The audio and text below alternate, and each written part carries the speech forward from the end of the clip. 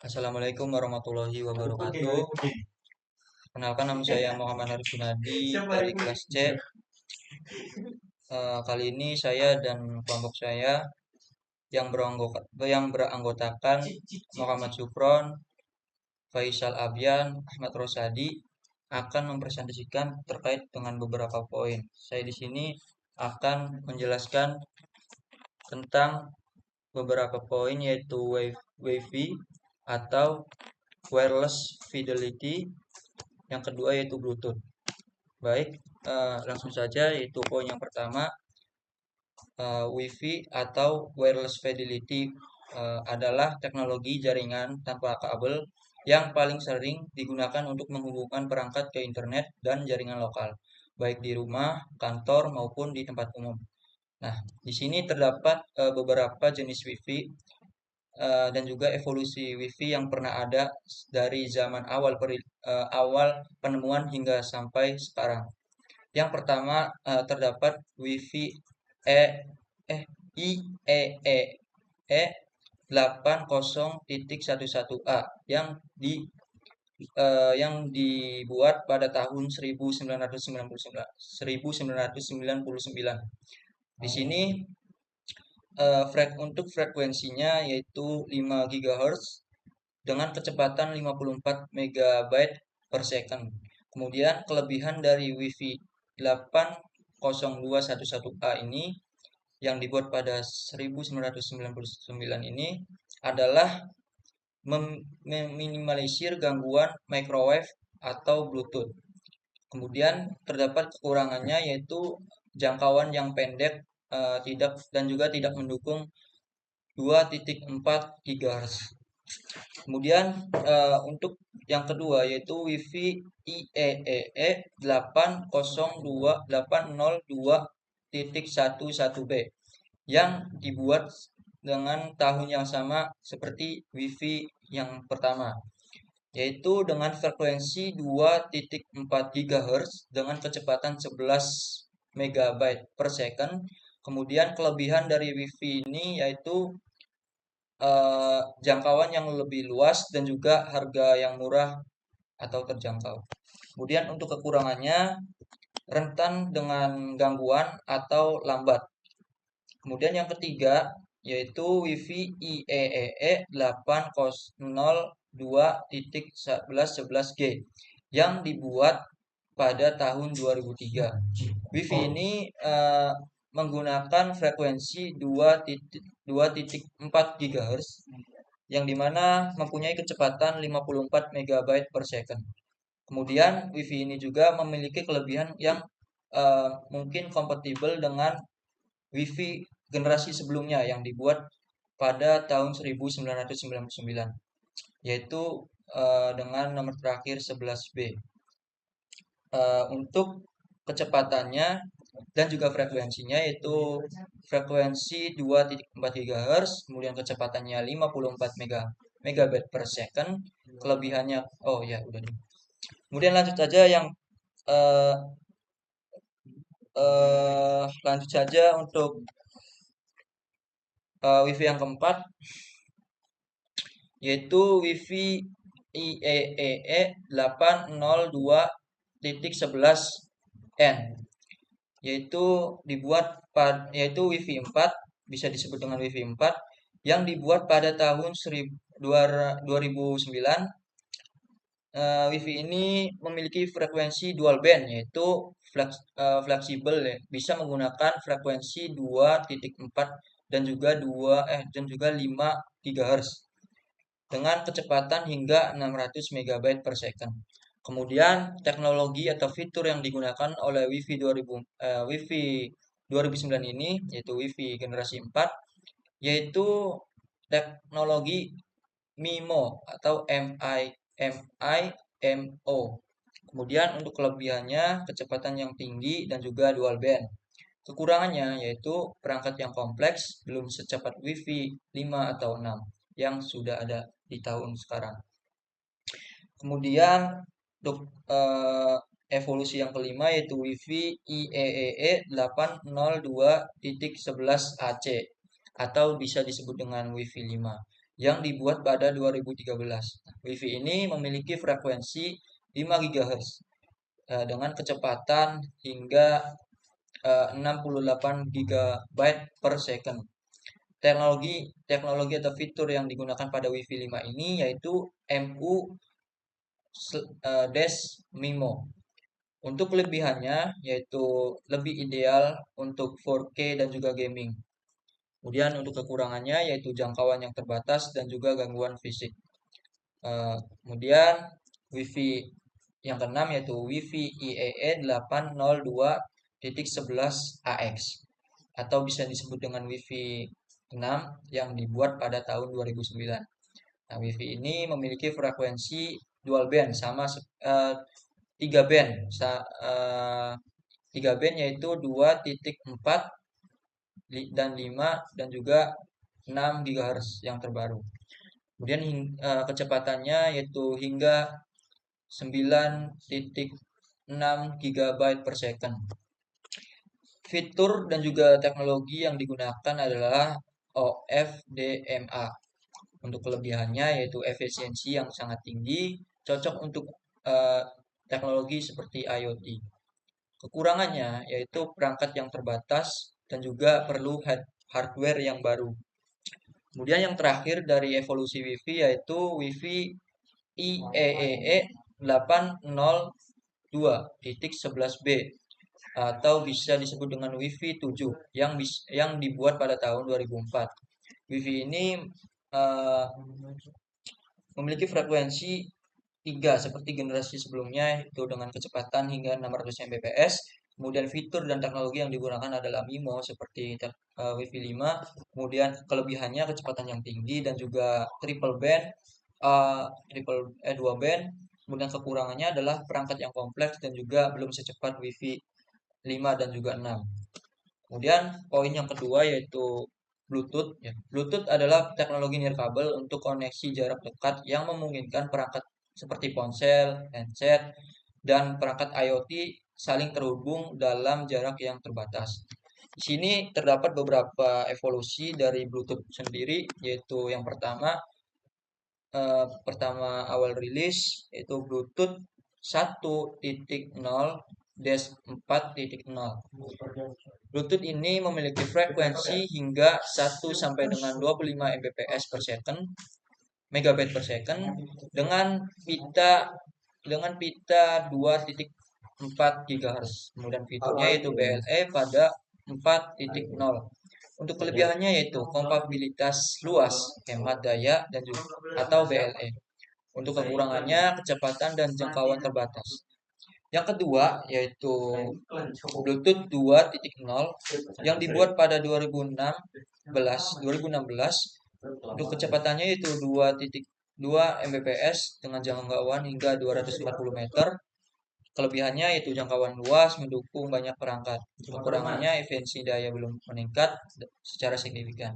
Yang ketiga yaitu Bluetooth 5.0 yang dibuat pada 2016. Kecepatannya 2.2 Mbps, jangkauan hingga 240, kelebihan jangkauan luas mendukung banyak perangkat juga.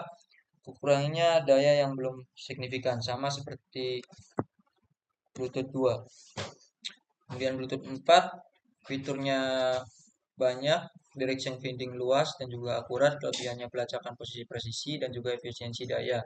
Kekurangannya fitur terbatas pada perangkat baru, belum kompatibel. Bluetooth-nya itu kemudian Bluetooth yang kelima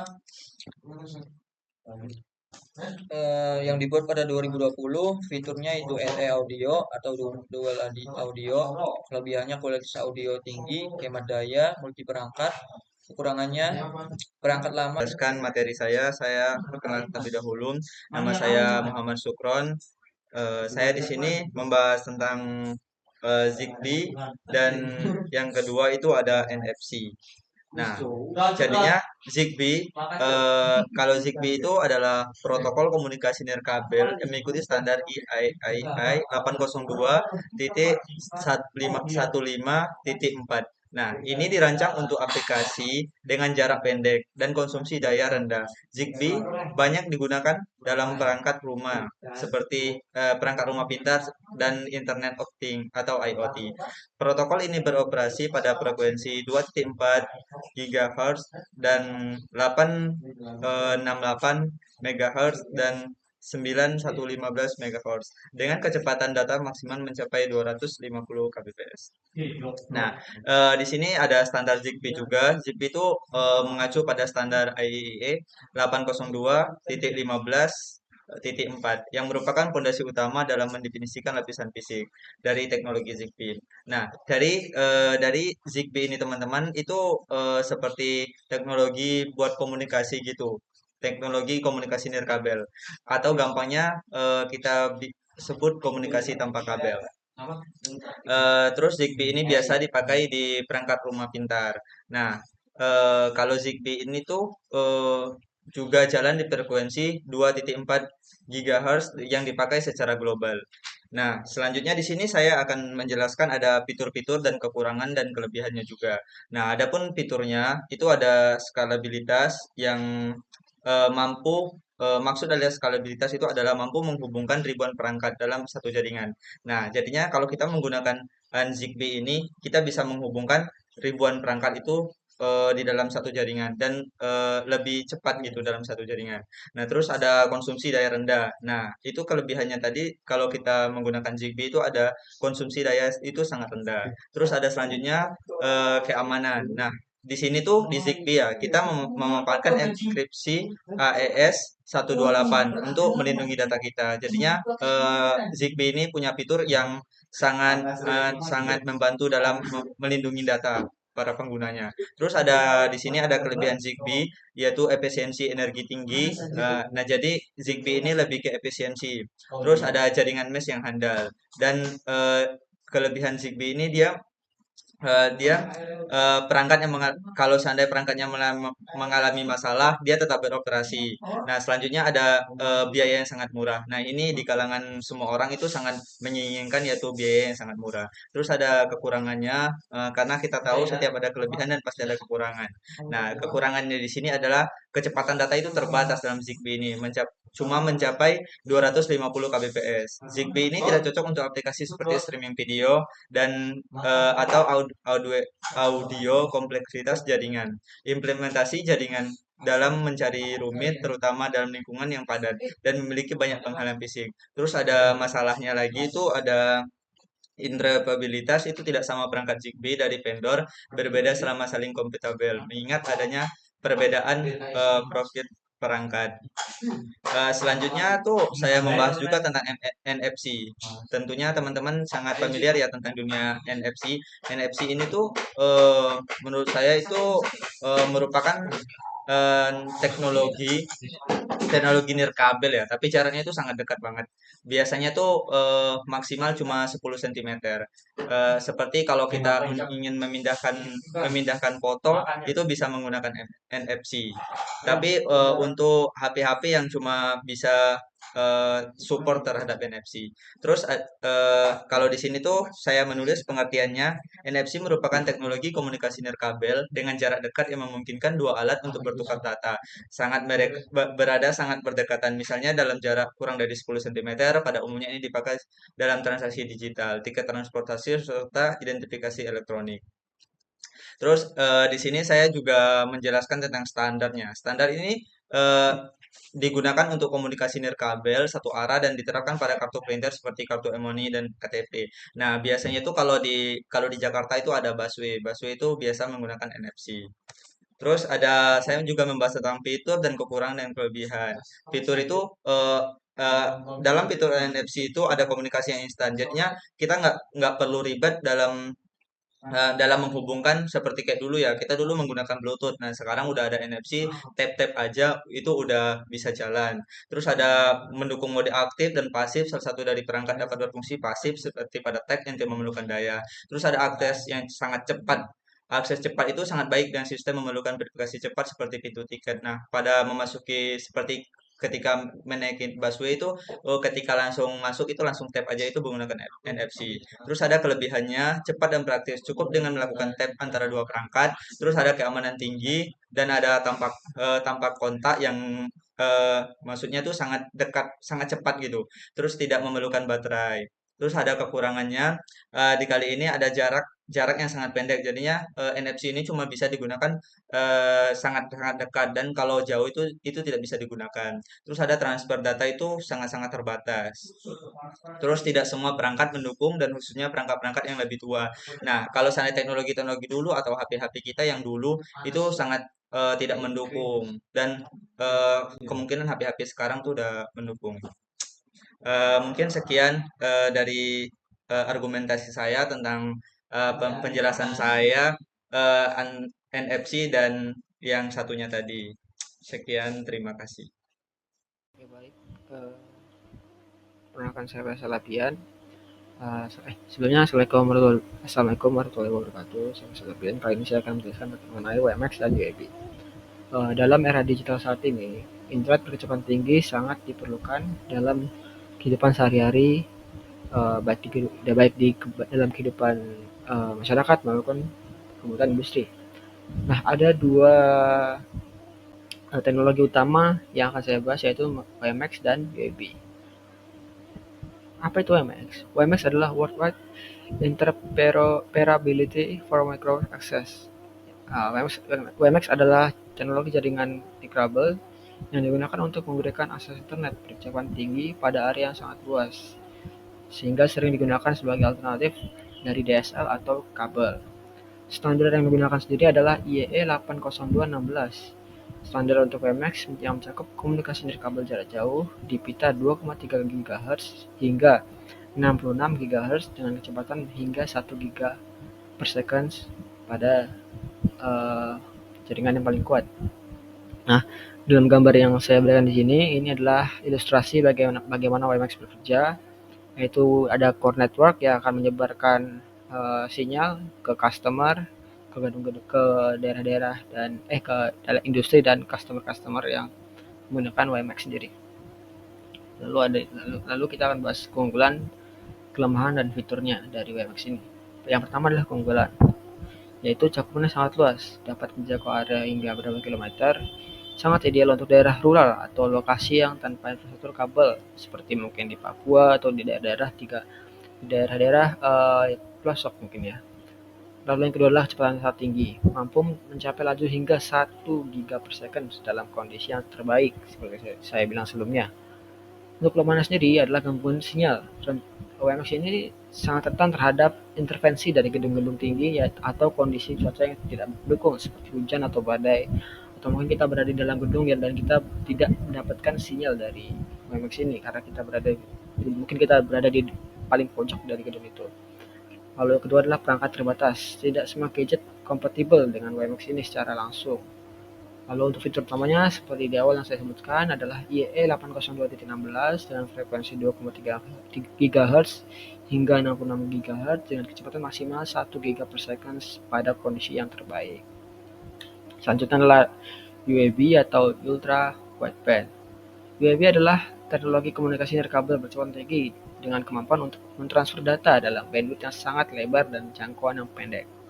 Standar yang digunakan adalah IEEE 802.15.4a adalah standar yang untuk komunikasi UAB yang sering digunakan dalam aplikasi pelacakan dan sensor. Di sini ada ilustrasi bagaimana UAB bekerja. Dia akan memberikan sinyal ke pengguna-penggunanya secara langsung. Seperti ini ada pelacakan bus, tapping pembayaran, enterprise atau untuk industri, lalu juga ada untuk perumahan, ada retail juga untuk sehari-hari, dan ada device to device, jadi user to user. Lalu untuk keunggulan, kelemahan, dan fitur dari web itu sendiri adalah yang pertama yaitu keunggulannya, yaitu transfer data yang sangat cepat. Jadi web ini dia untuk aplikasi yang memerlukan bandwidth yang tinggi, seperti video SD tanpa kabel ataupun saat ingin melakukan streaming dan lain sebagainya. Yang kedua adalah rendah daya, cocok untuk perangkat kecil seperti sensor IoT dan pelacak lokasi. Kelemahan adalah cakupan terbatas. efektif hanya dalam jarak beberapa meter. Lalu yang kedua adalah infrastruktur yang belum luas, belum banyak diterapkan di perangkat konsumen. Lalu fitur utama dari UAV adalah standar IEE 802.15.4a, cakupan beberapa meter, kecepatan hingga 1 Gbps untuk jarak dekat. Lalu untuk aplikasinya, pelacakan lokasi, komunikasi perangkat IoT, radar, dan sensor industri. Lalu dari dua hal tersebut kita dapat menyimpulkan bahwa baik WMX maupun UAV memiliki peran penting dalam dunia komunikasi nirkabel. WMX unggul untuk cakupan luas dan konektivitas internet yang lebar. UAV unggul dalam transfer data ultra cepat dengan konsumsi daya yang rendah. Jadi pilihan teknologi yang digunakan tergantung pada kebutuhan aplikasi dan kondisi lingkungan dari konsumen yang akan menggunakan teknologi ini. Jadi hanya segitu saja yang dapat saya jelaskan. Kurang lebih mohon maaf. Sekian. Wassalamualaikum warahmatullahi wabarakatuh.